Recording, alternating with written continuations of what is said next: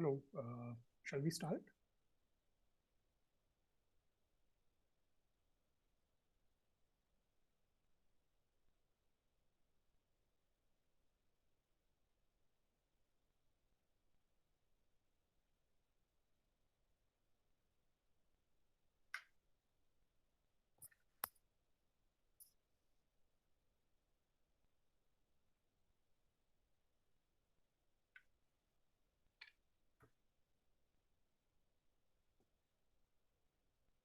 Is anybody from the organizers here? Shall we start or should we wait for a little while? Yes, sir. Yes, sir. Good morning, sir.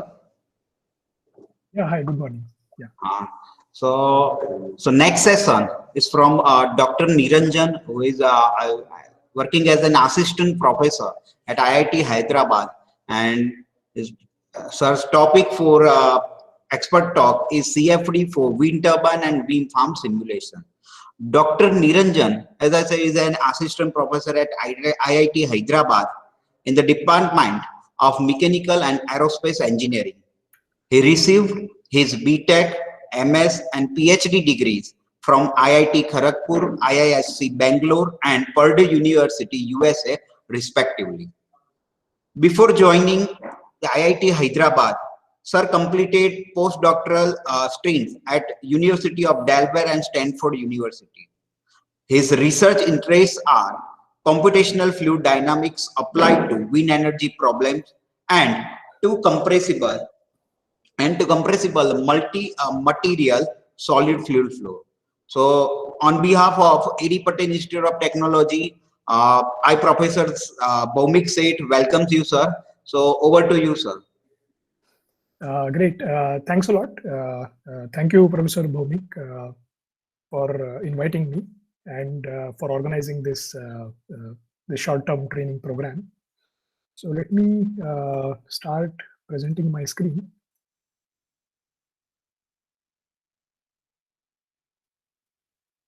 So hopefully this is visible to you, and if there are any issues with the audio, please let me know. If I'm Sure, sir. Okay. Okay, great. Thanks a lot. Thanks again for inviting me. So as Professor Bhaumik very kindly introduced, I am an assistant professor in the Department of Mechanical and Aerospace Engineering at IIT Hyderabad. And I'm going to talk about the role of CFD in wind energy applications. Or how is CFD, or where does CFD fit within the whole process of extracting energy from the wind which is blowing in the blowing all around us.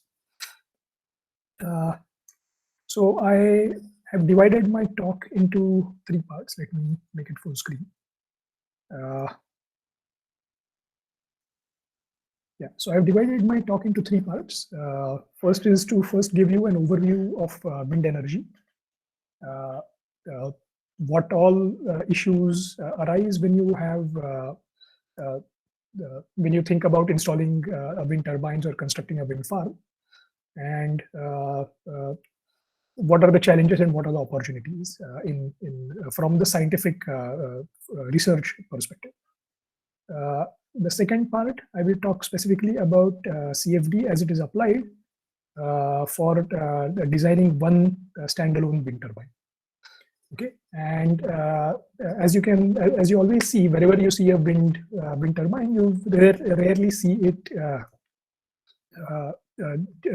just a single wind turbine by itself. Okay, you always see several wind turbines placed close to each other. You always see a collection of wind turbines, so you always see a wind farm. So we will talk about what are the issues that arise when you have a collection of wind turbines placed close to each other, and how can CFD help in designing better wind farms. So I can see that there are quite a few participants.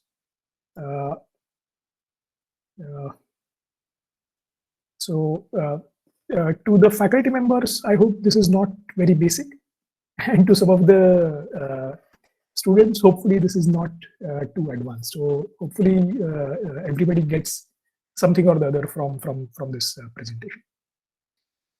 Okay, so let me start off with talking about the wind resource. How much? So the first question you might ask is, we see this air blowing around us. We see strong gusts of wind sometimes we see a gentle breeze, and sometimes there is no wind at all. Okay, so how much energy is actually out there? How much energy can you extract, or how much energy can you convert to electricity, is a question that comes later. The first question is how much energy is actually available. So there were some calculations that were made in not too long ago, in 2013, by this group based in Stanford University, and they estimated. So they did a sort of a fantastical study. Okay, so they did what is called a thought experiment, or a Gedanken. So they took the surface of the Earth and installed turbines everywhere. Okay, so this is just a thought experiment. You're not actually going to be able to do it. You install turbines everywhere throughout the Earth, whether it be land, whether it be sea, whether it be mountain, whether it be anything. So so suppose there is a mountain, you follow the curvature of the mountain, follow the curvature of the surface of the Earth. So if there is a valley, your curvature goes down. If there is a mountain, you go up. Okay, so from the surface, at about 100 meters above the surface, wherever the surface be, you calculate how much power is blowing in the wind. Okay, and based on that, they came up with a concept called saturation wind power potential, which is roughly how much wind energy, how much energy is blowing in the wind at a certain distance from the ground. Okay, so if you do this thought experiment, and if you install turbines everywhere, all over the globe, they came up with this sort of an estimate.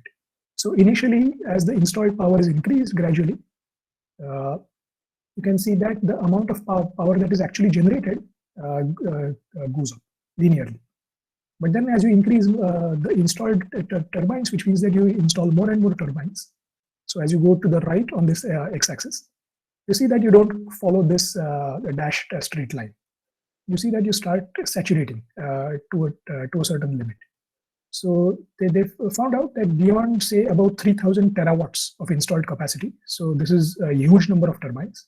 So beyond installing, once you install turbines, which correspond to about 3,000 terawatts of capacity, if you put more turbines on the face of the Earth, you are not going to increase the power that is generated.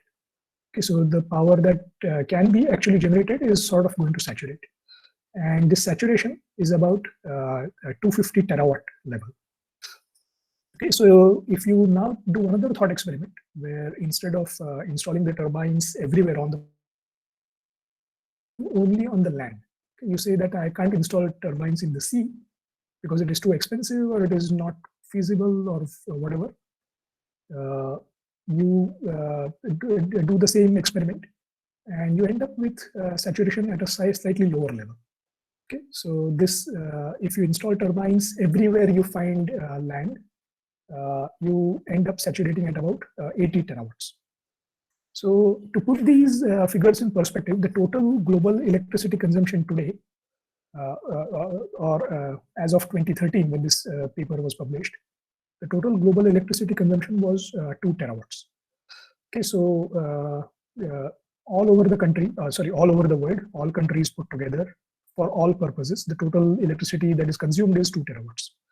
So you can see that the potential that is there in the wind is about 40 times if you install turbines all over the land. Right. So of course, you are not going to devote this whole region to installing turbines, but if you had the need to do it, you could do it. So essentially, what this study tells you is that you have a practically unlimited wind resource. So in that sense, it actually makes sense to invest a lot into studying wind energy, into installing more and more turbines, and harvesting as much of that energy as is feasible, as is economically feasible, as is required. And there is no practically imposed limit on how much energy you can generate from the wind. Okay, so here is another figure. This is a very nice figure which tells you a lot of information. So let me step you through it. Here on the x-axis are the population density. Okay, so there are, you see that this is a scatter plot. So there are different points on this XY axis which correspond to different countries. So for example, China is this big red blob here. India is this big red blob here. United States is here. You have Canada and Russia and Australia on this side. Tiny Bangladesh is here. Okay, so these are all different. All these different dots are representing different countries. How do you decide the position of this dot? It depends on the x and y axis. So on the x axis, you have the population density of that country. Okay, so if a country has a higher population density, it is going to be on the right corner of this plot. If it is sparsely populated, it will be towards the left of this plot. On the y-axis, you have per capita energy consumption. Okay, so how much energy is consumed by every person in that country. So if in a given country, the per capita energy consumption is large, then you will be on the upper side of this plot. And if the per capita energy consumption is towards is on the lower side, you will be on the lower side of this plot. Okay, so that sort of explains that United States is moderately populated and it has a high per capita energy consumption. So it is towards the top. Canada, Australia, Russia are very, very sparsely populated. So they are to the left, but they are developed economies. So they have a high per capita energy consumption. So they are on the left top corner. That also explains Bangladesh, which is very densely populated. It's a tiny country which has almost the same population as Pakistan, if I'm not wrong, or probably slightly more. And it is relatively poor. So again, these are 2013 figures. So I'm sure it has moved quite a bit up in the last 7 years. So, but in any case, it lies to the right and to the bottom. So these are different countries. Now you see these constant negative slope lines on this curve. Okay, so they represent the energy density of different energy sources. Okay, so for example, this line here that I'm tracing right now corresponds to energy crops, and the energy density of energy crops is 0.5 watts per meter square.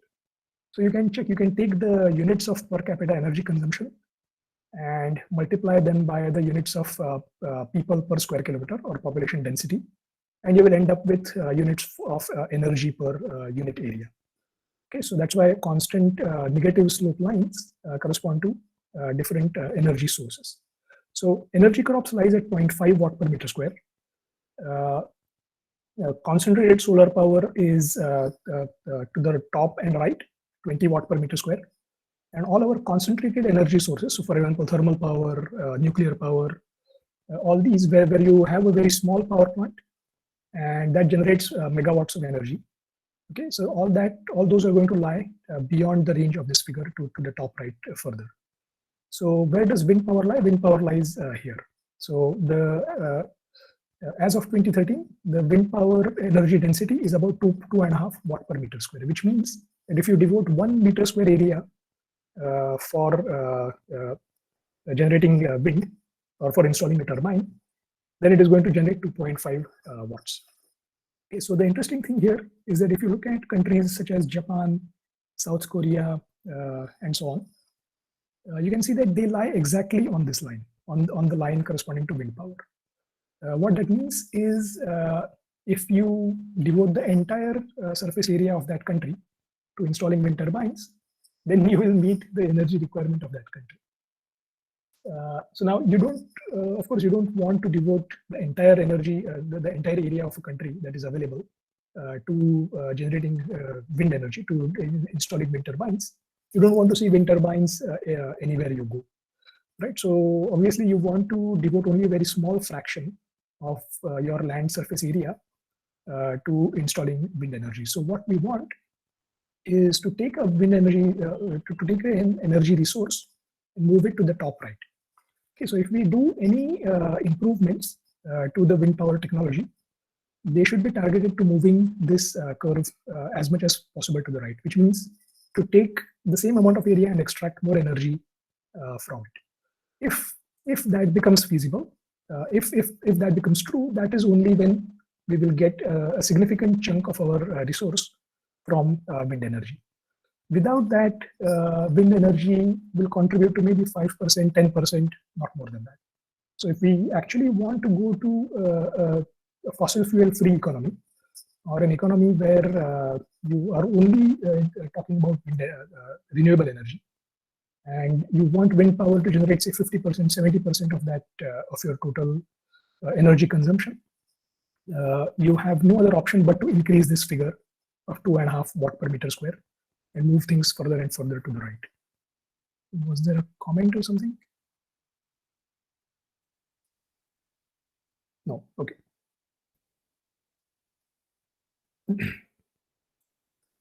Okay, so this is a very nice figure, tells you a lot of things. You can stare at it for long hours, and you can gain more and more insight from this.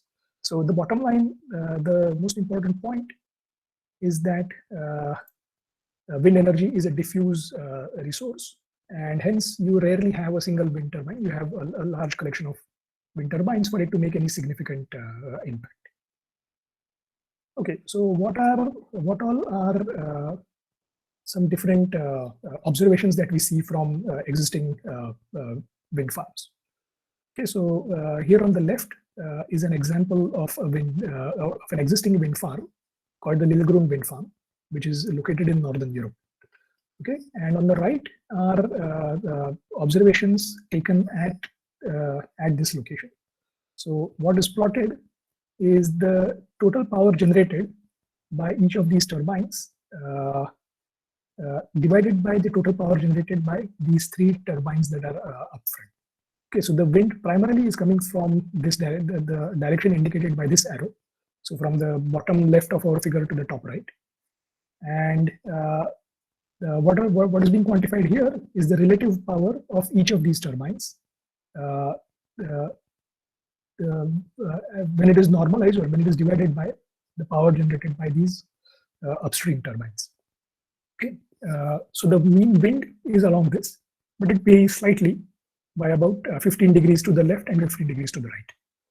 So what we see in the figure on the right is that if you just look at the power generated by this first turbine here, the row 1 turbine, that the relative power of that turbine is very close to 1, and it is independent of which direction the wind is coming from. So whether it is coming from this or this or this, you always have relative power being very close to 1. If you look at the second turbine, the turbine in the second row here, you can see that when the wind is exactly aligned with the direction of this row, that is roughly here 220, somewhere around 220, you see that there is a large decrease in the relative power. Okay, so the turbine 2, when the wind is along exactly along this direction, is generating only about 30% of the power that is generated by the first turbine. Of course, when the wind direction changes slightly, you move to this side or that side, and by about 15 degrees, so if the wind is 15 degrees with respect to this direction, you can see that you are generating almost the same power as the front turbine. Okay, so this effect is essentially because the turbine upstream is placing a shadow, or is casting a shadow on the turbine behind it. So the way you cast sunlight casts a shadow, similarly there is a wind shadow. Okay, and you can see that turbine in row 2 is affected to a large extent. Turbine in row 3 is also affected to a large extent. And by the time you come to turbine in row 8, so by the time you come to this turbine here, for all directions, you are only producing about 30 to 40% of the power that the upstream turbine is generating. Okay, so this is an observation which was which you always see in wind farms, which is that the power generated by this wind farm as a whole is dependent heavily on the wind direction. Okay, so similarly, there is another observation, which is that the power generated is also dependent on the time of the day. So if you measure the power generated by the turbines in the afternoon, you will get a certain value. If you look at the power generated at night, you will get a different value, although the mean wind velocity is the same. Okay, so there are these interesting observations that have been conducted over the last 30, 40 years. So we can again do a thought experiment and try to figure out what all factors might be affecting the operation of a wind farm, of an existing wind farm. Okay, so say you have several wind turbines. I'm just sketching 3 here. They are located on ground, on the surface. Okay, so what all factors would affect how these turbines are going to behave? Firstly, you have the turbulent inflow. You have the boundary layer flow, or the flow in the first about 0 to 1 kilometer above the surface of the Earth. So this region is highly turbulent. So you have the turbulent inflow, or the wind actually that is blowing. As we said, every turbine casts a shadow, a wind shadow, which is called a wake. Okay, so the way we study the wake of a cylinder or the wake of a sphere or any bluff body, or even if you place an airfoil in a wind tunnel and you have air flowing over it, behind the airfoil you will have the wake region. Right? So similarly, this turbine as a whole is going to cast a wake. And if any turbine happens to lie in the wake of the upstream turbine, it is going to behave very differently from this upstream turbine, which is not affected by any wake. Okay, so when you have a collection of wind turbines, you will have interactions between the wakes of all these different turbines. Okay, so the turbine blade rotation, the rate at which the blades are rotating, the wakes of the turbines are going to affect how much the wind power is generated. A very important contribution comes from the density stratification. Okay, so if, as I just mentioned, in the afternoon you have a certain power characteristic, in the night you have a certain power characteristic. So that variation is because of density stratification. So in the afternoons, typically the ground is warmer than the air above, and that is why you have what is called unstable stratification. It is like taking a layer of air and heating it from below. Okay, the classical Rayleigh-Bénard convection. You see something similar in the atmosphere, except that in addition to heating from below, you also have this mean pressure gradient, which drives the mean wind in the horizontal direction. Okay, so in the afternoon you have that. In the night you have the reverse condition, which is that the ground is colder than the air above it. So you have stable stratification, which tends to suppress the flow quite a bit. So this density stratification or stability affects the wind turbine wakes. Then you have very complicated processes happening within the soil. Okay, so you have heat conduction, you have water vapor diffusion. Both these are governed by the reflectivity and emissivity properties of the surface. They're dependent on the conduction properties in the soil. Conduction can be anisotropic because you have rocks in some places, you have pure soil in other places, and so on. That incoming heat flux is in the form of the solar radiation that comes in. Okay, so you have these complicated processes happening in the soil that can also affect how the wind farm is going to behave. And the last effect is because of Earth's rotation. Okay, so we are talking about the atmospheric boundary layer, which is spread over about 10 kilometers or so.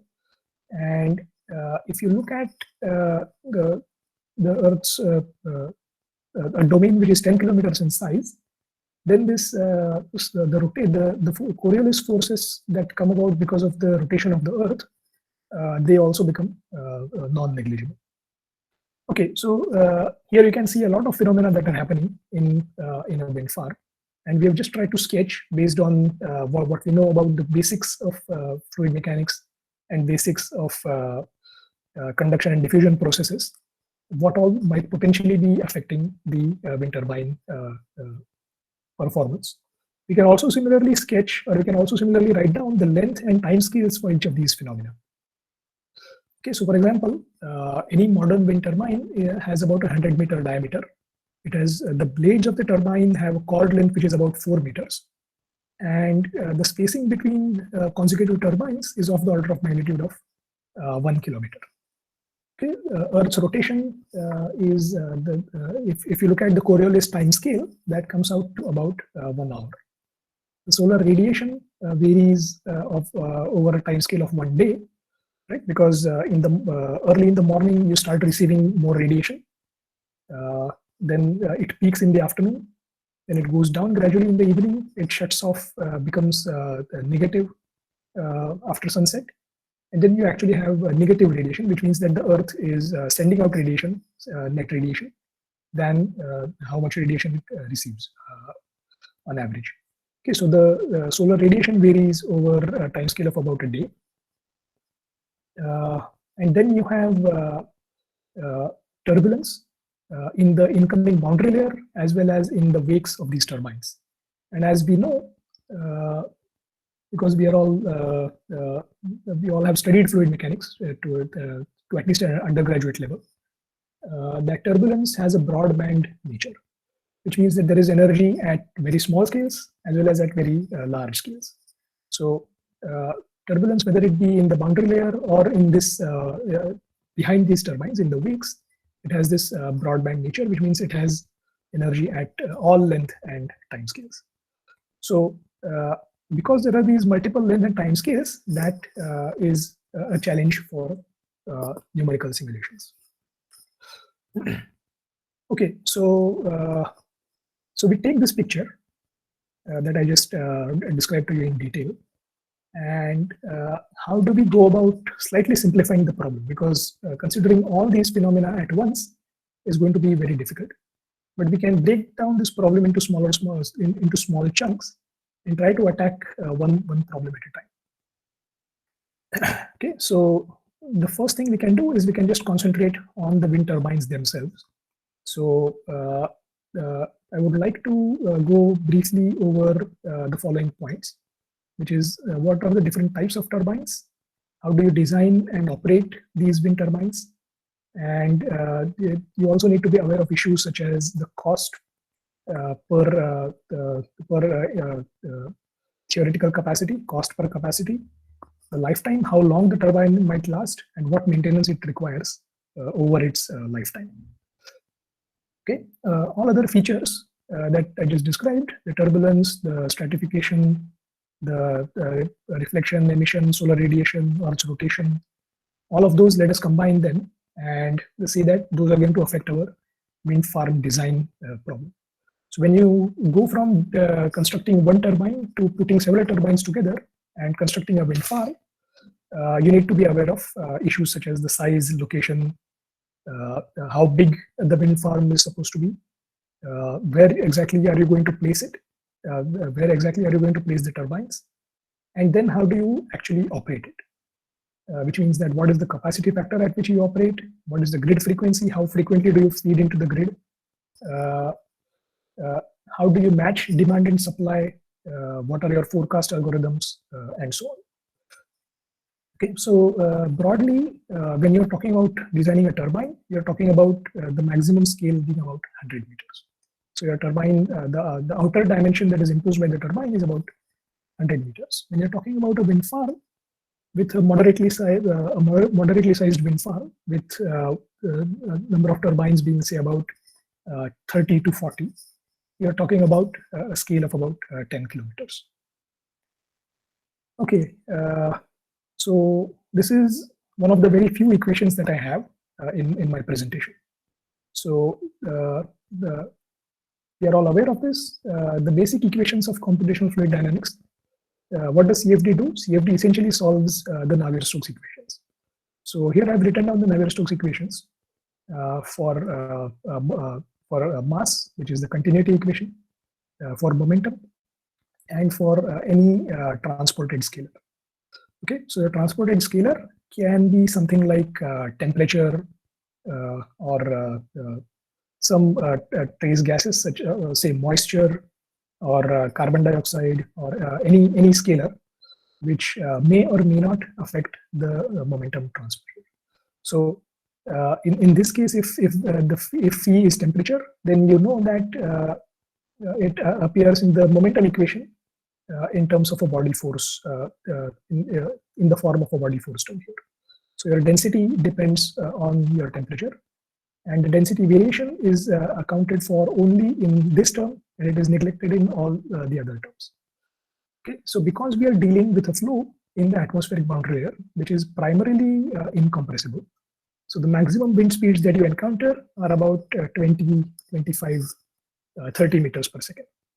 Only when you go to cyclones or hurricanes, you have wind speeds which are larger, 100 meters per second and so on. But typically under normal conditions in the atmospheric boundary layer, you have wind speeds which are around say 25, 30 at the most, and that too very far away from the ground. Wind turbines typically operate at about 8, 10, 15 meters per second, not beyond that. So at these wind speeds, and because your working fluid is air, incompressibility is a good assumption. So that's why you can account for effects of density change only in this body force term here. Okay, so I've written down these equations for large eddy simulation technique. And if you are aware of large eddy simulation, this will be familiar to you. You need to have subgrid scale models for the stress, which is this term here, on the last term in the momentum equation, and the scalar flux, which is the last term in the scalar equation. If you're not aware of large eddy simulation, I will just state that this is a technique for solving turbulent flows. Okay, so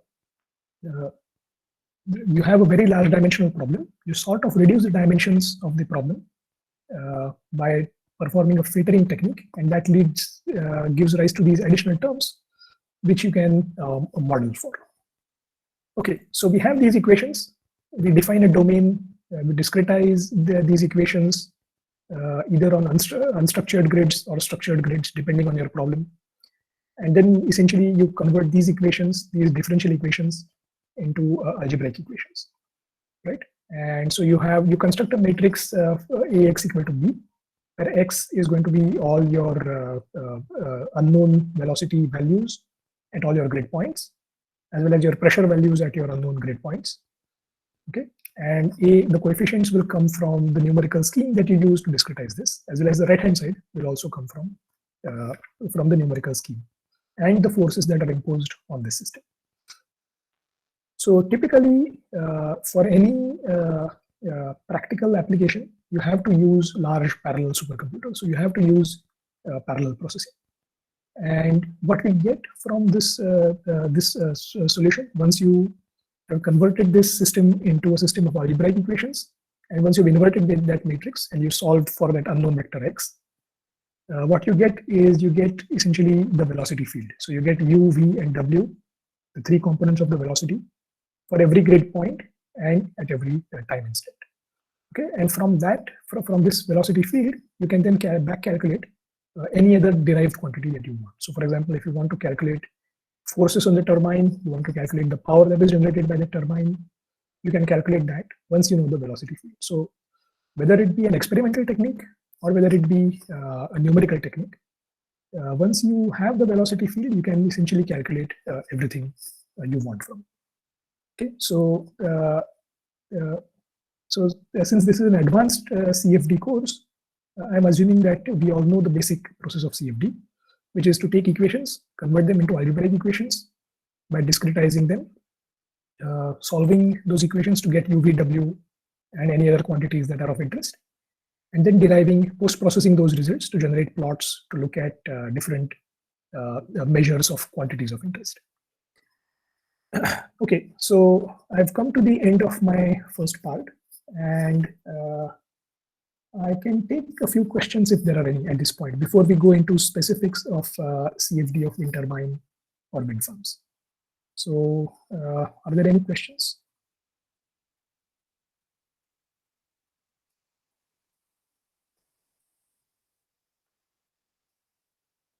So you can also feel free to post your questions in the chat box here. And I will stop once in a while to maybe look at those questions if any question pops up.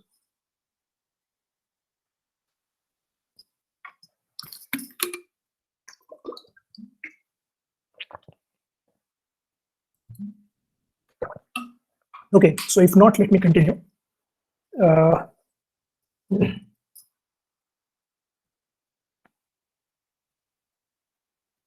Okay, so what I tried to convey in the first part is that wind energy resource is practically unlimited, but it is diffuse, which is the main challenge. And we've looked at some of the influencing factors, some of the factors that affect how the energy that is generated is how that is going to play out. Which is to say, how much energy is going to be generated is going to depend on some of these factors that I just discussed. Okay, so let's talk about doing CFD calculations for a single wind turbine. Okay, so let's start with the types of wind turbines. So these are just some pretty pictures that I pulled up from these sources randomly on the internet. So you can see that this is a very beautiful wind turbine that we are all, a lot of us have seen somewhere or the other. We see several wind turbines in Gujarat specifically. Gujarat has a very, is one of the richest states in terms of the wind resource, Tamil Nadu being the other one. So you can see that the two tips of India, the southernmost tip and the westernmost tip, they are very rich in wind resource. And there is a very specific meteorological reason for that.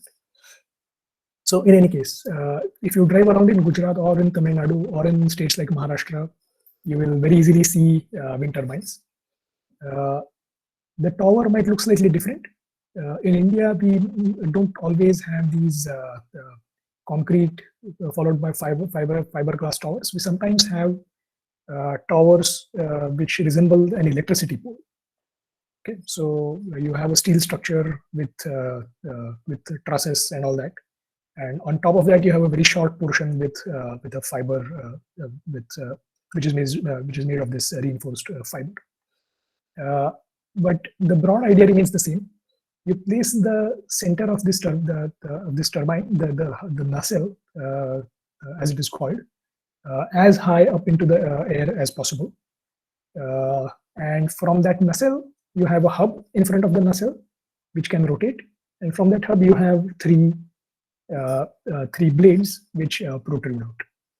Okay, so now there has to be a significant clearance from the bottom tip to the ground, because you don't want the blade to sweep somebody off their feet when they are standing towards the close to the base of the turbine. Similarly, you don't want it to hit somebody's head while it is rotating, so there has to be a significant clearance. The size of this turbine is actually very huge. So the largest turbine that is available as of now, it's the radius of that the length of one blade is larger than the wingspan, the entire wingspan of Airbus 380. So the A380 is the largest airplane, and the one rotor of the largest wind turbine that is available today easily beats the wingspan of this massive, huge Airbus 380. So you can imagine these turbine blades are like 60 meters, 80 meters, 120 meters long. So just try to imagine something that is 120 meters long. 120 meters is like 300, 350 feet. Okay, so this small things, this nacelle that we see here is actually the size of 4 or 5 trucks. So you see these huge trucks called semis. Even in India, we see those. So you can easily fit about 4 of those semis on top of this nacelle. So you can spend hours on YouTube looking at the wind turbine, how huge it is and how it is constructed piece by piece. Okay, so this is the conventional wind turbine that we know, because the axis of rotation is horizontal to the ground. So you have this axis horizontally, and then the blades are rotating around that axis. The other variant is a vertical axis wind turbine, okay, where you have a tower, and the blades are rotating around that tower. So this vertical axis wind turbine is typically much smaller than a horizontal axis wind turbine, and there are mainly structural reasons for this. So before I go to the multi-rotor turbine, there are advantages and disadvantages of both HAWT and VAWT. HAWT, horizontal axis wind turbine, it is possible to scale that turbine very easily. A vertical axis wind turbine, you can't scale it as easily as you can scale the horizontal axis wind turbine, which is why you find the typical dimension of a horizontal axis turbine is about 100 meters, but that for a vertical axis turbine is maybe 20-25 meters at the most. So the tower height, the size of the blades is order of magnitude 20-25 meters. Not very rarely will you see a turbine which rotates around the vertical axis and is larger than say 20 or 30 meters. The advantage of the vertical axis wind turbine is that it can capture wind flowing from any direction. So if right now the wind is blowing in a certain direction, and suddenly there is a gust wherein the wind blows from another direction, okay, the vertical axis wind turbine can take advantage of that sort of rapid variability in the wind. Horizontal axis wind turbine won't be able to take advantage of these rapid variations in the wind direction. So if the wind direction is varying gradually, you can change the yaw of this horizontal axis wind turbine, but you can only do it at a certain time scale. The vertical axis wind turbine can harvest wind instantaneously even if it changes direction. Okay, so for a long time, these were the two configurations that existed, and very recently, in about the last 6 or 7 years, we have seen a commercial scale prototype of what is called a multi-rotor wind turbine. Okay, so here you have a central tower, and you have a 3-bladed rotor that is attached to that tower. In the multi-rotor turbine case, what you have is you have a central tower. You have 4 arms that extend from that central tower, and at the end of each arm, you have a 3-bladed rotor, similar to what you have here. Okay, so essentially you have one tower and you have 4 rotors mounted on that one tower.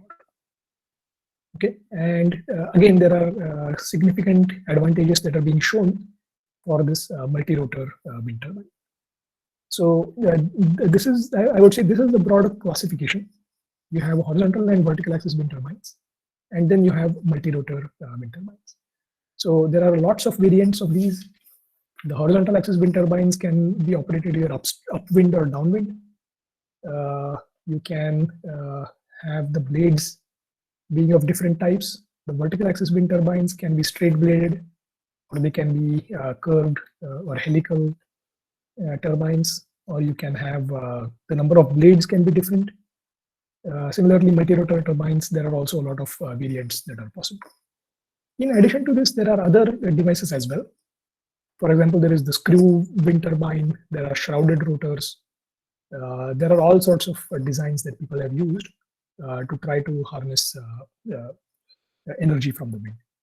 But most of the commercially existing wind turbines can be classified into one of these 3. Okay, so what all is necessary in designing a horizontal axis wind turbine? So let us talk only about the horizontal axis wind turbine in this presentation. Okay, so essentially the question that you are trying to ask is, given a turbine tower height, given the turbine dimensions, so the size of the rotors and so on, given the blade properties, so you have decided on 3 blades, but you need to decide what is the stiffness of the blades, what is the cross-sectional profile of the airfoil at each station of this blade, and then given things such as how fast you are going to rotate those blades. Okay, so given these things, you can ask 2 broad questions. One is related to the aerodynamics of the turbine, and another is related to the structural loads. Okay, so under aerodynamics, the questions that you will ask are what will be the lift and drag characteristics of a blade. Okay, so you first look at only the blade level. if a blade is exposed to a certain incoming wind with a certain incoming turbulence, what will be the CL/CD curves of that blade? Okay, what will be the on average, how much lift force will it generate? So how much will it aid in the rotation of the wind turbine? And how much drag will be generated? So how much energy will be lost to viscous dissipation and things like that. The second question is, if you look at the turbine as a whole, so these three, the first question is you look at each blade individually. The second question is, if you look at this rotor as a whole, what will be the total thrust coefficient and what will be the total power coefficient, which means, again, the power coefficient is what you are interested in. How much of the wind is converted into power, and thrust is something that you don't necessarily want. So you don't necessarily want the wind to exert a lot of thrust onto the turbine and for the turbine to topple. Okay, so the way lift contributes, lift is the positive quantity and drag is sort of the negative quantity. Similarly, power coefficient is the positive, is something that you're interested in, and thrust coefficient is something that you would like to sort of mitigate or manage. Okay, so those are some of the questions that you will ask when you're talking about aerodynamics of a wind turbine. On the other hand, you have structural loads. Okay, so what are the vibration pattern of the blades? In what mode is the blade vibrating? Whether it is the flapping mode or it is the flapping in the streamwise direction or flapping along the rotor plane. Then what will be the loads on the nacelle here? And lastly, what will be the fatigue loads or loads that are applied cyclically again and again every few time instants? Okay, so I will dive a little more into detail into the aerodynamics. So overall, when you're designing a wind turbine, you would try to answer these questions. So you design a turbine. By designing a turbine, I mean you decide on the turbine tower height, decide on the turbine dimensions, decide on the blade properties, and you decide what will be the typical rotation speed or the speed at which you're going to operate that turbine. And once you've fixed those design parameters, what will the turbine do? How much lift, drag, thrust, power will it generate? And how much will be the structural loads? So if you have a clear understanding between your inputs and your outputs, you can then play around with these inputs and optimize your outputs so that your structural loads are minimized, your lift, your drag and thrust are minimized, and your lift and power coefficient is maximized. Okay, so this connecting the inputs to these outputs is the design challenge here. Okay, so if you look at the properties of just a single blade for the moment. Okay, so CFD is an integral part of designing blades. So the most important thing in performing CFD analysis of wind turbine blades is that you will require an unstructured or a body fitted grids. Okay, so because the blade is going to have its complex geometry, it will have a three-dimensional shape with a different at different stations the cross section will be different. Okay, it will be broader, almost like a cylinder close to the hub, and it will taper down as you go to the root of to the tip of the turbine. So first of all, you need to have an unstructured grid. So this is an example of a study that was published recently in a very prestigious conference in 2020. So here they analyzed the behavior of a turbine blade and the power coefficient and the forces that are exerted on the blade as it rotates in an actual atmospheric boundary layer. So you can see the example of the grid that is used. So on the outside, you have an unstructured grid, which is refined as you go closer and closer to the blades. Okay, and even here you have unstructured grids, but very close to the turbine blade, you have this very small sliver is where the turbine blade is located. Around that, you have this portion of cells which are colored in blue. Okay, so here you have a very, very fine resolution of the boundary layer that forms on the edge of on the surface of this blade. And your surface, because your surface has a complicated shape, your mesh also has to have that complicated shape. So you have an example of a body fitted mesh here. Okay, and this is embedded within a regular unstructured mesh outside.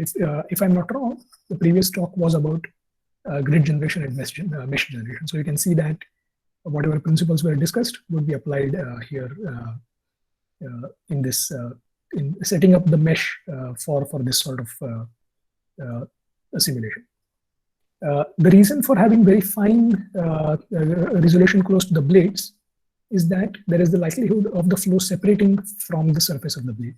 So we all know, we all have seen this example of a flat plate in a boundary layer, where you have the flow coming in, you have the boundary layer, you have the flat plate, and that's why the boundary layer grows as you go further and further in the streamwise direction. Now, if you apply an adverse pressure gradient to this flow, okay, you have what is called separation, which means that the flow is no longer attached to the surface of the plate. The stagnation point is some distance away from the plate, and you have flow reversal.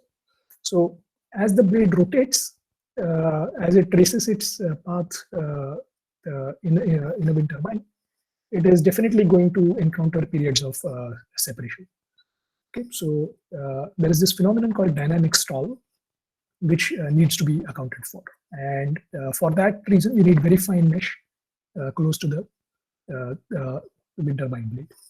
So you would, so for a typical CFD calculation of this sort, you would construct a mesh like this. You would impose the correct inflow conditions from the left or flow conditions from the right. You would impose correct boundary, correct body forces, because you need to mimic the rotation of the blade. So you can imagine you are sitting on a frame which is rotating with the flow, which is rotating with the blade, and then you impose correct body forces by accounting for the fact that your frame of reference itself is rotating. Okay, and then you carry out a simulation, and you come up with figures that you figures of the kind that you see on the right here. Okay, so on the right, it is plotted. What is plotted is the pressure coefficient Cp along the upper surface and the lower surface of the blade. Okay, so so this is if you look at a blade as it rotates, you look at a certain station on that blade, on the length of that blade, and if you look at the cross section in the direction that is perpendicular to the flow direction, that is along the direction of the rotation. That is what you see on this axis here. So C is the chord length, x equal to 0 is the most upstream, the location that faces the wing, and x equal to 1 is the trailing edge of your airfoil. Okay, so you have an upper surface and you have a lower surface, and you can see that there are different simulations here. You have ellipsis 3D is one solver, Nalu wind is another solver, and Dan Arrow is experimental results obtained from experiments of this exact same configuration. So I've just picked up these results from this particular reference here. Okay, so you can see that what they're doing is they're taking experimental results and they're comparing two different CFD codes, ellipsis 3D being one, Nalu wind being another. These two different CFD codes, which employ different grid types and different numerical methods, and they are validating their CFD calculation with these experiments. And you can see that you have quite good agreement in terms of this pressure coefficient as it varies along the chord length here. Okay, so looking at the blade, so you can characterize the lift drag characteristics of a single blade using calculations of this sort. And then your next challenge after you've designed a blade is to put those three blades together and decide on the properties of the turbine as a whole. Okay, so how do you design the turbine rotor given the blades and other inputs? Rotor design primarily, even today, is based on a combination of what is called the 1D momentum theory and what is called the blade element momentum theory. Okay, so even today, even with all the advances in computation and the possibility that you can use CFD for designing, even then, rotor design is primarily based, if I'm not wrong, on a combination of this 1D momentum theory and blade momentum theory. Okay. So where does CFD fit? CFD, the role of CFD is in relaxing some of the assumptions that are made in this 1D momentum theory and the blade element momentum theory. Okay, so for example, you have assumptions such as inviscid flow, you don't have any separation, the turbine blades are rigid, and so on. So all these assumptions are inbuilt into these momentum theory and BEM theory. Okay, so CFD helps you relax some of those assumptions. And what is typically found is that whatever these theories predict, in terms of the theory tells you the power coefficient and thrust coefficient is going to be a certain value given certain operating conditions. What is typically found is that CFD results are about 10%, 15% differ from the theoretical results by about 10 to 15%. Okay, so the important thing is that this 10% difference is huge. Whether your CT or CP is 1 or it is 0.9 or 1.1, that CFD can tell you that difference. If theory predicts CT to be 1, CFD can tell you that it is either 0.9 or 1.1. And knowing this exact difference between 1.9 and 1.1 is very, very critical. And CFD has a role to play there. So the theory gives you an order of magnitude. It gives you a ballpark figure, and CFD tells you the precise number around that ballpark. So I will just illustrate these 3 points with what you see down below here. So on the left, you have an illustration of the assumptions that go into the 1D momentum theory. Okay, so you have a turbine rotor here. You have the wind coming in from the left, and you assume that the wind is uniform. Okay, you assume that the velocity upstream is V naught and the pressure upstream is P naught.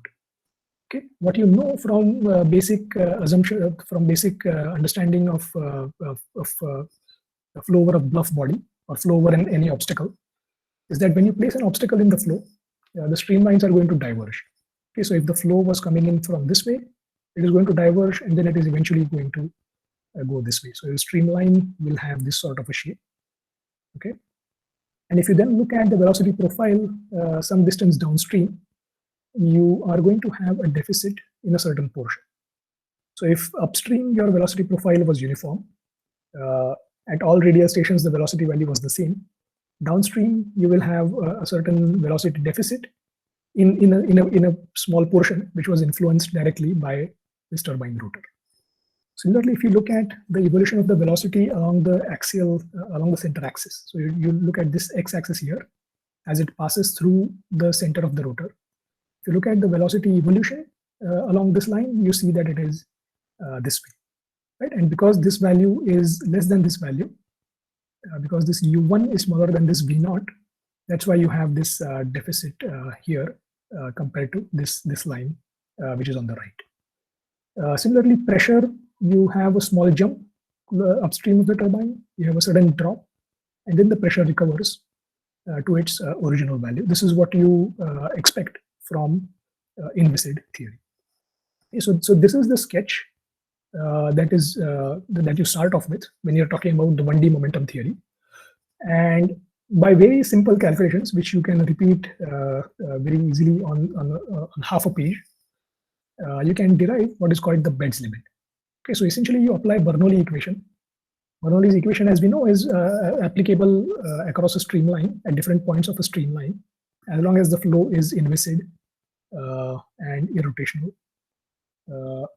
and laminar, right? So you apply the Bernoulli equation across different points in this domain.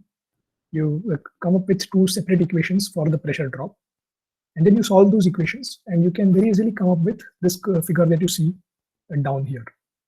Okay, so down here, what is plotted is the variation of the thrust and power coefficient as a function of the operating condition. So the operating condition here is denoted by A, and that denotes the induction factor. So I won't go into details of what the induction factor is, but you can see that as the induction factor increases, the power coefficient, which is this lower curve, increases. And then at about induction factor of 1/3, you have the CP attaining a maximum value, which is about 59.3%. And then if you increase the induction factor further, you see that the power does not increase further. The power actually goes down.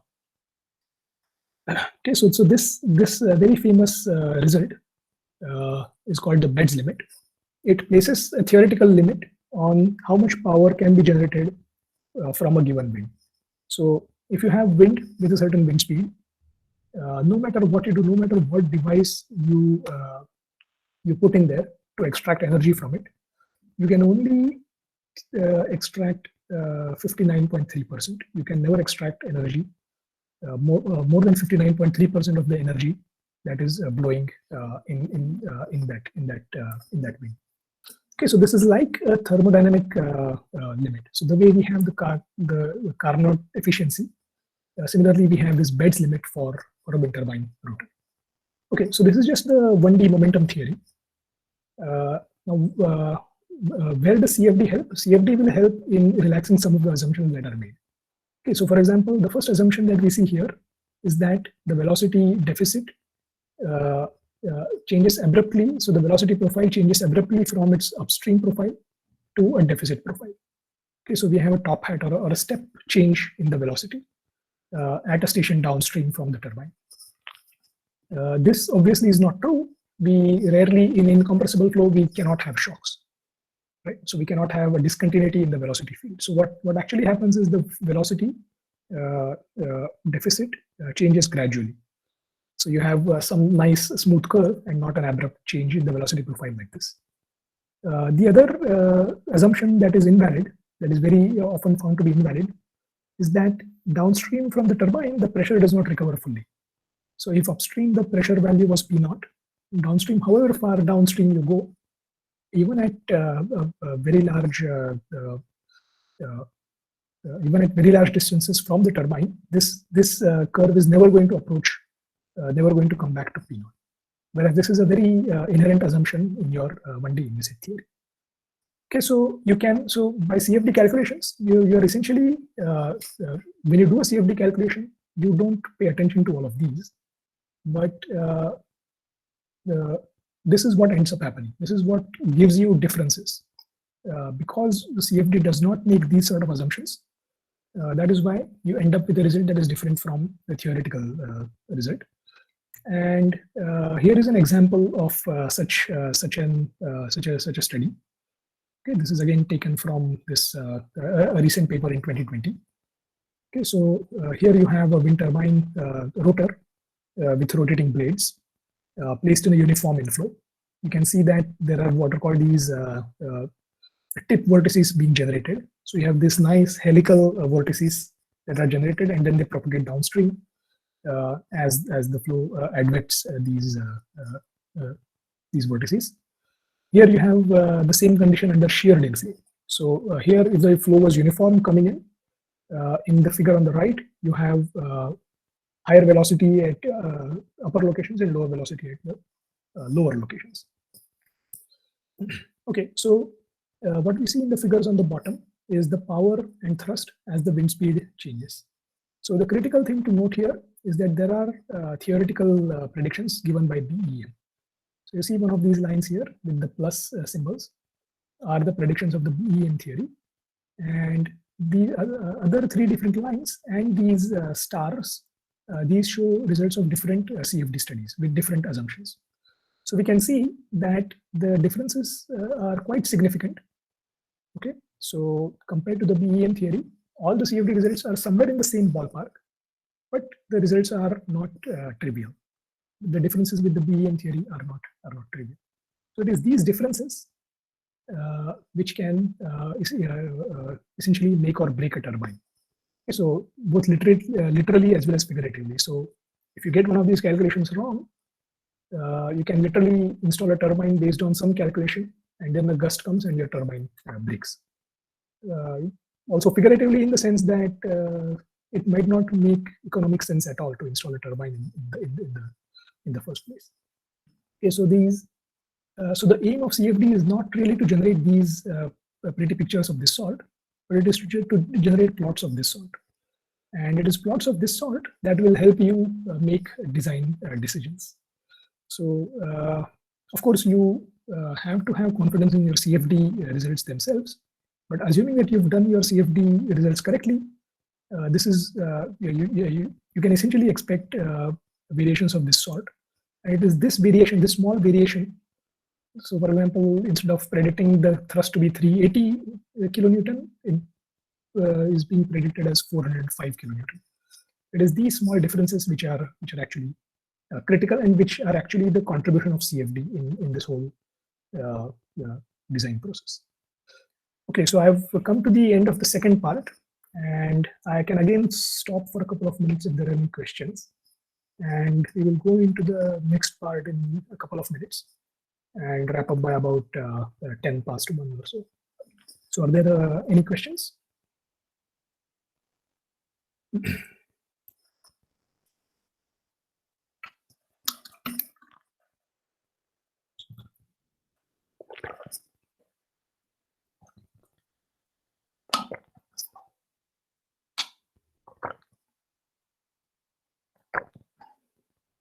Okay, so if not, let me just continue, and we'll go over the last part a bit quickly.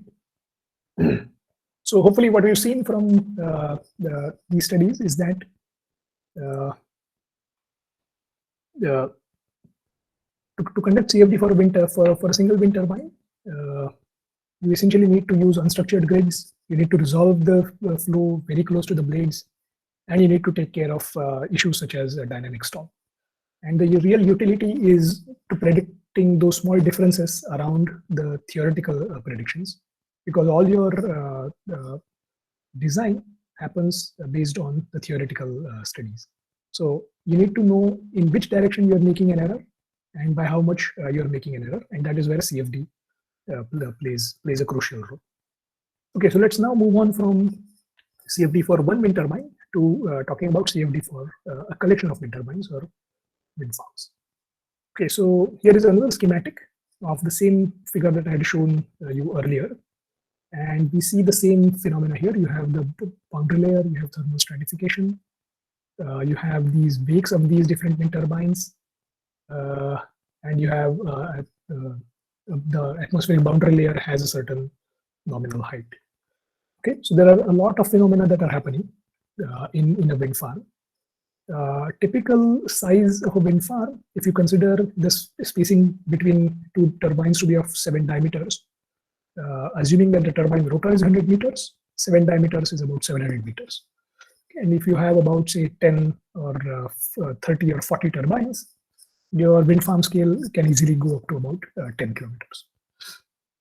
So what we will see is that the aim of CFD and the tools and techniques that are used for designing wind farms is very different from what is used for designing one single wind turbine, whether it be a blade or whether it be a rotor, which is a collection of 3 blades. Okay, so we had blades on the one hand, three-bladed rotor in between, and then we are now going to a collection of these 3-bladed rotors or a wind farm. Okay, so turbines are typically arranged in a 2D grid. So you take a piece of land and you arrange the turbines the way you arrange chairs, for example, in an auditorium or in a theater. Okay, so you arrange turbines in some R rows and C columns. Right. So similarly, if you look at a wind farm in plan view, you will see some regular arrangement of these turbines. We can broadly, just for the purpose of discussion, we can classify wind farms into as a cluster of wind farm, as a cluster of wind turbines, or a fully developed wind farm. Okay, so nominally, let's say that if the number of rows of a wind farm are say about 8 or 10, then you have what is called a cluster of wind turbines, or you have a large wind farm but a finite wind farm, a large but finite wind farm. If the number of rows is say of the order of magnitude 30, if the horizontal dimension of the wind farm is about 10 or 15 times the vertical height of your atmospheric boundary layer. Okay, so this vertical height ranging from the ground surface to the atmospheric boundary layer, which is about 1 to 3 kilometers. If your horizontal extent of your wind farm is about 10 times this, then you can say what is called say that you are in what is called the fully developed wind farm boundary layer.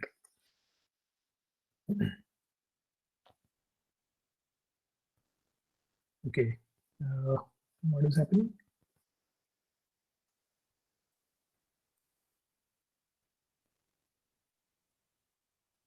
Yeah, okay.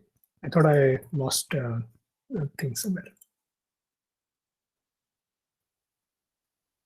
Okay, so we have a wind farm, which you can call either a cluster or a fully developed wind farm. So what is the essential challenge when you're talking about wind farms? The essential challenge, as I said, is because of the shadow that every turbine casts behind it. Okay, so here is a schematic. You have a turbine inflow, you have a wind turbine, and behind that you have a wind turbine wake. So if you look at the velocity profile at this downstream location, upstream you had this dashed profile, downstream you have a profile of velocity with a deficit here.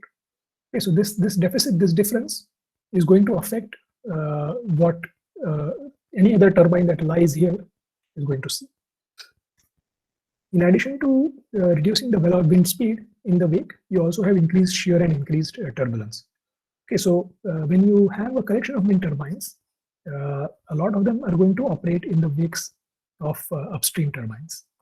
So in such a situation, what is critical is how much distance you take or how much time you give for the wake to recover before placing the next turbine. Okay, so if you have a wind farm like this, if you have a collection of a line of wind turbines, the spacing between these consecutive wind turbines, S sub x, becomes very crucial. So the way these wakes are going to interact is heavily going to dependent on Sx and Sy.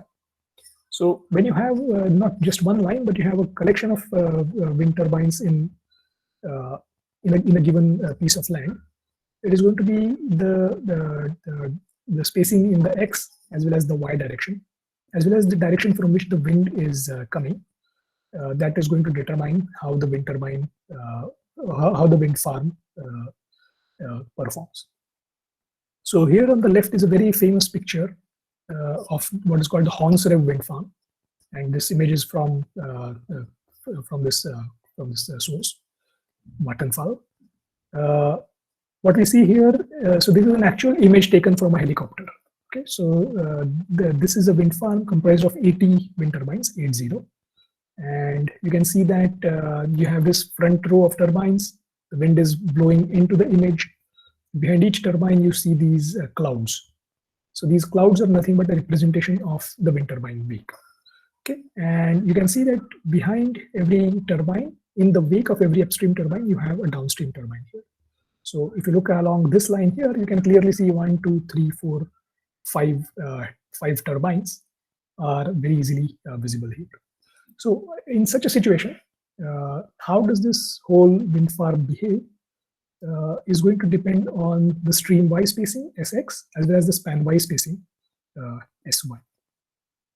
Okay, and because of these wakes, what happens is if you look at the power generated by the first turbine, followed by the second turbine, followed by the third turbine, and so on, and you plot it, you plot the relative power as a function of the row of the turbine, you essentially see this. So the front turbine generates a relative power of 1, but all the downstream turbines generate power which is much, much smaller than the power generated by the upstream turbine. So you have this drastic drop starting from the second row onwards. And we've seen something similar in the initial few slides of my talk here. Okay, so we can see that the power generated or what are called wake losses because of these wakes of turbines. These are a very strong function of the position of the turbine. So where the turbine is located, how many wakes it is encountering is going to determine how good or bad it performs. Okay, so how do we conduct CFD studies for these kind of problems? Okay, so we have to make several simplifying assumptions, because otherwise the problem becomes simply too difficult to handle. So the first thing is that if you calculate the nominal Reynolds number, okay, so if you take the characteristic length scale, the characteristic length scale here is going to be 10 kilometers, because your x domain size is going to be of that order of magnitude. Your velocity is about 10 meters per second, 10 or 15 or 20 meters per second. And you're essentially working in air, right? So your viscosity is, the kinematic viscosity is the usual kinematic viscosity of air. So if you calculate the Reynolds number based on this, it will turn out to be something like 10 power 10 or 10 power 12.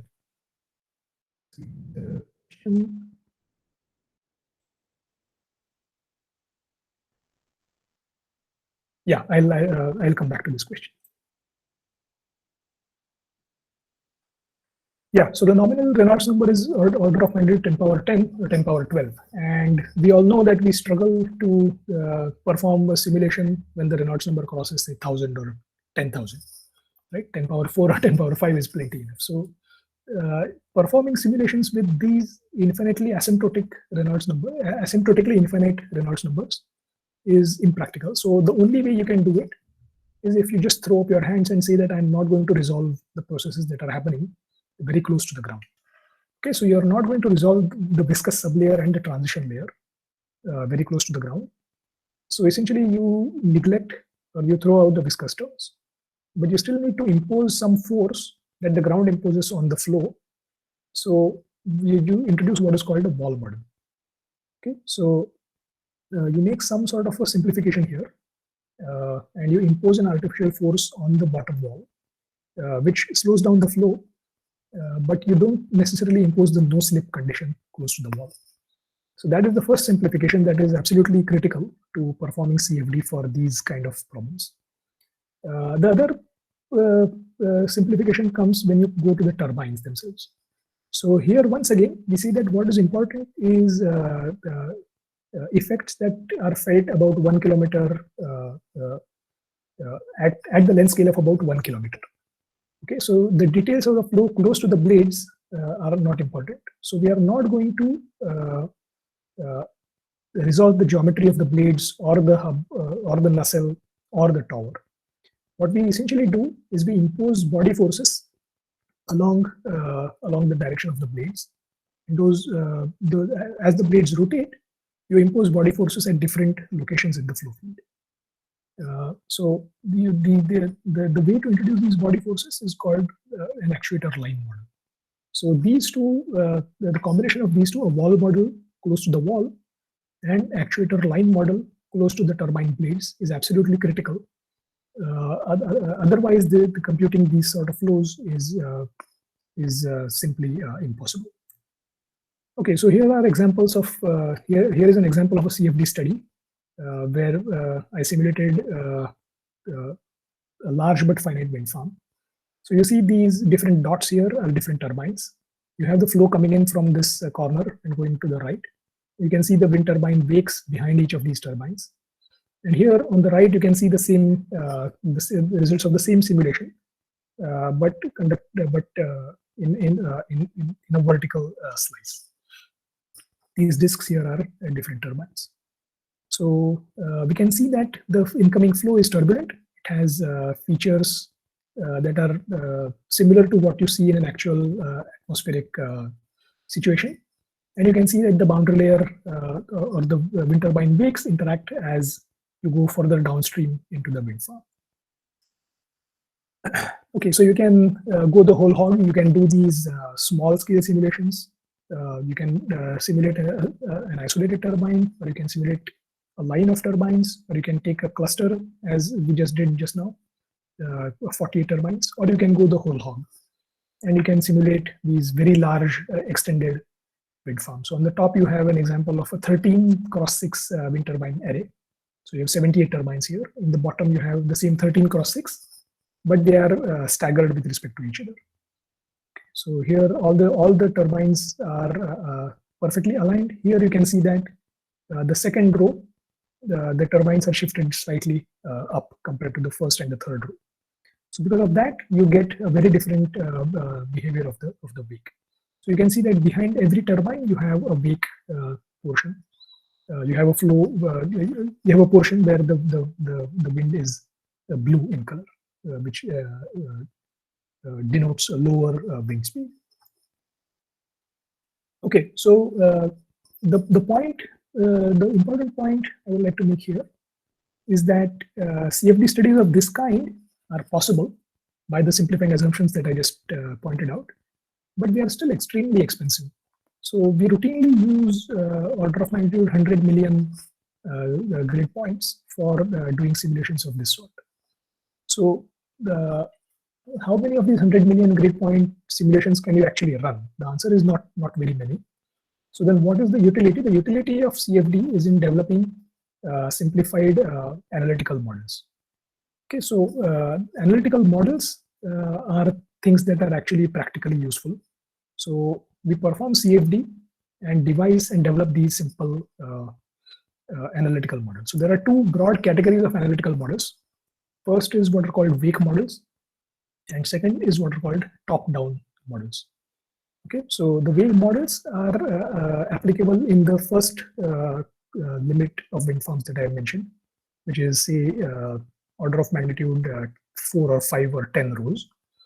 And top-down models are what are applicable in the fully developed wind farm limit. So when you have very large number of rows, say beyond 30 rows or so, the top-down models would be applicable there. It might surprise you to know that this is not a very uncommon situation. In fact, if you go to Tamil Nadu, there is a wind farm called Muppandal wind farm, which spans kilometers and kilometers of space. So having these large extended wind farms of this sort is certainly not unusual. So these top-down models are actually quite useful. Okay, so I will just give you a very brief flavor of what a wake model is. Okay, so a wake model starts by constructing the velocity deficit for one turbine, and then puts the velocity deficit for several turbines together to come up with the velocity deficit of a wind farm as a whole. Okay, so the velocity deficit delta U, normalized by some velocity scale, is assumed to be a function of the streamwise direction. So some function C of x, where x is the direction in which the wind is blowing, and R is the radial coordinate in the cross stream direction. So R would be in the YZ plane. Now the form for Cx comes from the integrated form of the axial momentum equation. So the equation governing the u momentum or the u velocity, that will give you this functional independence Cx, and this f of r is typically assumed. So you either assume what is called a top hat profile, where you have a sudden change in the radial direction, or you assume a self-similar Gaussian profile. So here on the bottom are examples of studies where we've used LES results. So the circles are LES. We are plotting the velocity deficit delta U as it evolves as you go further and further downstream. So the turbine is placed at x equal to 0. So at x equal to 0, the velocity deficit shoots up, and then as the wake recovers, as more fluid is entering into the wake, you have the velocity deficit coming down. So these are velocity profiles, velocity deficit profiles at different locations, 6 diameters downstream, 8 diameters downstream. So the symbols show you the LES results, and there are two sets of lines.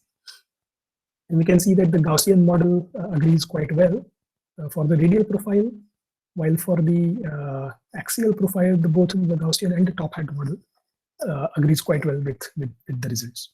So the point of these LES study was to take these Gaussian and top hat predictions and determine what is called the wake growth rate. So these model predictions, Gaussian top hat, they involve a parameter called KW. And from these LES results, we can determine what KW gives you accurate prediction of the velocity deficit. Okay, so let's now move on from one turbine to n turbines. So if for one turbine you predicted delta U as this combination C times F with some value for the model parameter KW. If you have if you have a collection of wind turbines, how do you put the velocity deficits together? You use some formula of this sort. So you raise the velocity deficit because of the first turbine to the power P, because of the second turbine to the power P, and so on. Add them all together and then take the pth root of this sum. Okay, so again, the aim of the CFD study is to determine what value of KW and what value of P gives you a good agreement with your LES result. So with your CFD result. So you're assuming your CFD to be the ground truth, and you're calibrating the models by adjusting the parameters such as KW and P so that you agree well with your CFD results. So you can see that, this is the velocity deficit for different turbines. So you have one turbine placed at x equal to 0, another turbine at x equal to 4, another turbine at 8, 12, 16, and so on. So you can see that by correctly adjusting the model parameters, you are able to correctly predict the velocity and the power from CFD. Okay, so there is another the very interesting application of CFD, which is to wind farm control. But I will not go over it to a great extent. I will only say that recently it has been observed that you don't always know which direction the wind is coming in. Okay, so if you knew the wind direction was coming in a certain direction, you would align the rotor to be perfectly normal to it. But what people have realized recently is that instead of aligning the rotor perfectly with the wind direction, you can intentionally misalign the rotor. Okay, so you can see this image on the right. This image shows you that the wind is coming from the left to right, but the turbine rotor is actually misaligned with respect to the wind. And what that does is that although the power generated by this turbine is going to be smaller because it is misaligned as compared to this configuration, what happens is the power generation of the downstream turbine can actually increase because it is now subjected to a lower wake, to a smaller wake, and hence its power generation can be greater. So the point is that you can dynamically change your yaw angles. You can dynamically misalign your turbines depending on how the wind changes its directions. And you can effectively come up with a control algorithm that leads to about a 3% increase in power.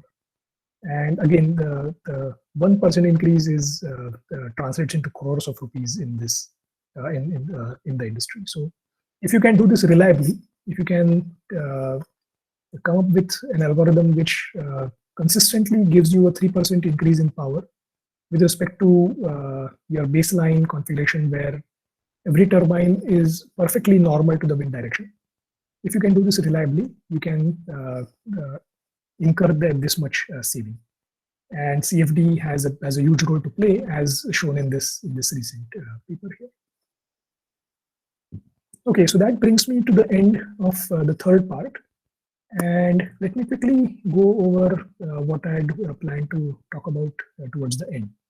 Okay, so again, if we look at length scale versus time scale, wind energy is concerned with the variations happening at the scale of one airfoil, a few meters, or even smaller, to the wind turbine scale, to the wind farm scale, and to the meso scale. So you take the entire state of Gujarat or the entire state of Tamil Nadu or the entire state of Telangana or Maharashtra, and different wind farms located, say, 10 or 20 kilometers from each other would interact with each other through the boundary layer. So it is interactions at that scale which also would be important.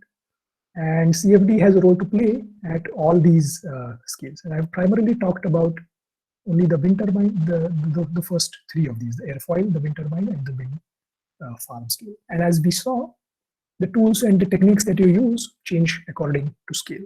The tools and techniques that you use for your CFD simulations change according to what problem you solve.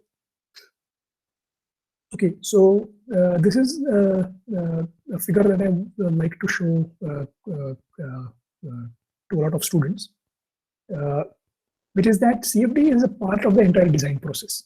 Okay, so you start off with a problem, and your ultimate aim is to come up with some sort of a decision which mitigates that problem. And you have all these steps in between. Okay, and CFD is just one small part of it. How you use this judiciously depends on all the other on how you conduct all the other steps. So if all the other things are done well, then CFD can be extremely useful in going from a problem and actually solving it, making a decision that makes that problem go away. Okay, and the most important thing is that the aim of CFD is not pretty pictures, but development or testing of these models or hypotheses. And for that, the most important bit would be verification and validation of every step of your CFD solver. So I will end with giving you some useful tools that you can look at if you're interested in this problem. So there is one tool which has been developed by the National Renewable Energy Laboratory in the USA. They have developed a tool which is called SOFA, and it is an unstructured finite volume CFD code written in C++ based on OpenFOAM, and it is freely available. It's an open source code, so it is available on GitHub at this website. There is another code which I would also like to plug slightly, which is written by myself and a few former colleagues from Stanford. And it is written in Fortran, and it is a structured finite difference solver. And it is also available freely. It's an open source code. It is available at this at this address on GitHub. So hopefully I've given you a flavor that there are many interesting problems of academic as well as industrial interest. And lastly, this is of prime importance for sustainable economic development for India as well as for all countries in the world. Okay, so that's all that I wanted to say. I thank you for your patience. I think there was one question that I did not look at. The question is, what is the effect on next row wind turbines arranged in a diamond shape? As it has been observed that losses are more in typical linear arrangement. Slide number 23. Yeah.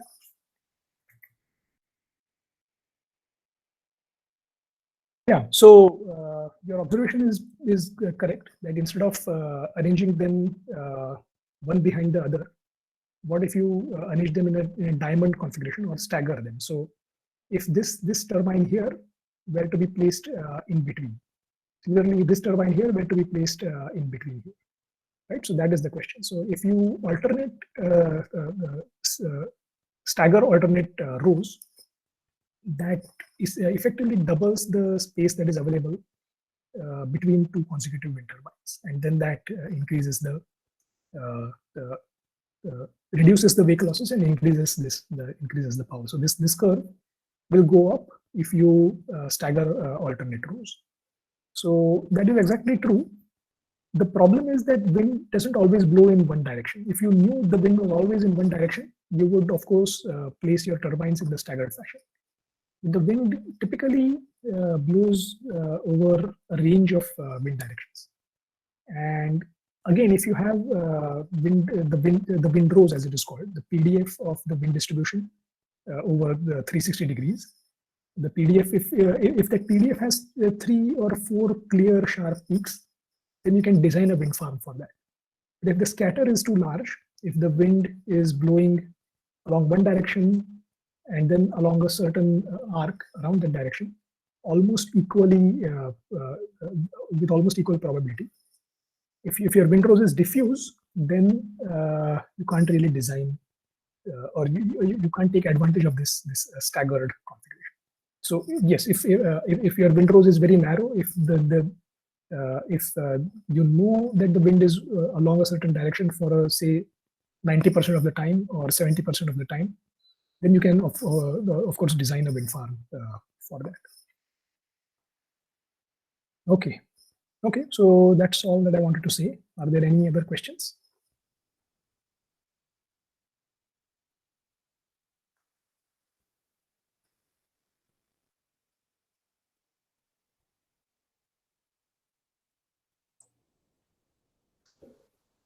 Okay, so if not, I will let me thank the organizers and I can stop here. Thanks for your comments here. Okay. Thank you, sir, for an enlightening presentation on CFD for wind turbine and wind farm simulation. We really enjoy your presentation.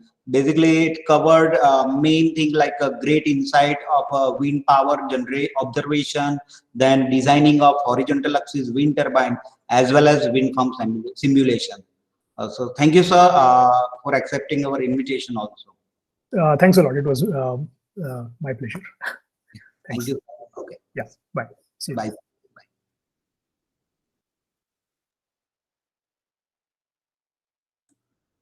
So next session will start at 2:30.